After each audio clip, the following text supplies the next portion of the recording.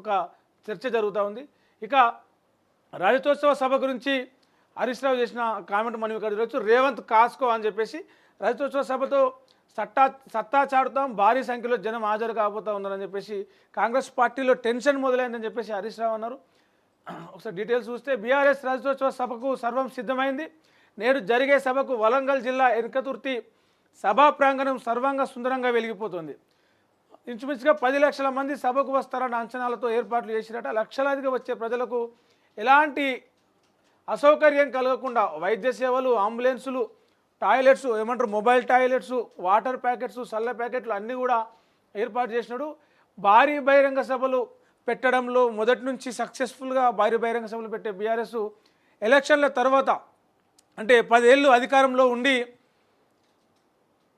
ప్రతిపక్ష పాత్ర పోషిస్తూ ఉన్నారు. 39 సీట్లే అంటే మొత్తం 119 సీట్లలో 39 సీట్లకు పరిమితమై అటు పార్లమెంట్లో కూడా ఒక్క స్థానాన్ని కూడా గెలుచుకోకుండా ఒక చేదు అనుభవాన్ని, ఒక చేదు ఫలితాన్ని మూటగట్టుకొని ఏడాదిన్నర కాలంగా ప్రతిపక్ష హోదాలో ఉన్నారు. గతంలో సైతం ఎప్పుడైతే అధికారంలోకి రాకముందు తెలంగాణ ఉద్యమ సమయంలో తెలంగాణ ఉద్యమ నినాదాన్ని, ఉద్యమ ఆకాంక్షను ప్రపంచానికి చాటేందుకు భారీ బహిరంగ సభలు కరీంనగర్ సింహగర్జన కావచ్చు, వరంగల్ సభలు కావచ్చు, ఖమ్మం సభలు కావచ్చు, ఇట్లాంటి భారీ బహిరంగ సభలు ఎన్నో పెట్టారు. ఇప్పుడు తాజాగా మరోసారి 10 లక్షల మందితోటి భారీ బహిరంగ సభ పెట్టి మళ్ళీ పార్టీని యాక్టివ్ మోడ్లోకి తీసుకురావడం, లేదంటే ఏదైతే ఓటమి ఉందో ఎన్నికల్లో ఓటమి ద్వారా కొంత క్యాడర్లో వచ్చినటువంటి జంకు కావచ్చు, కొంత నిర్లిప్తతని తొలగించేందుకు కేసీఆర్ బయటికి రాబోతూ ఉన్నారు.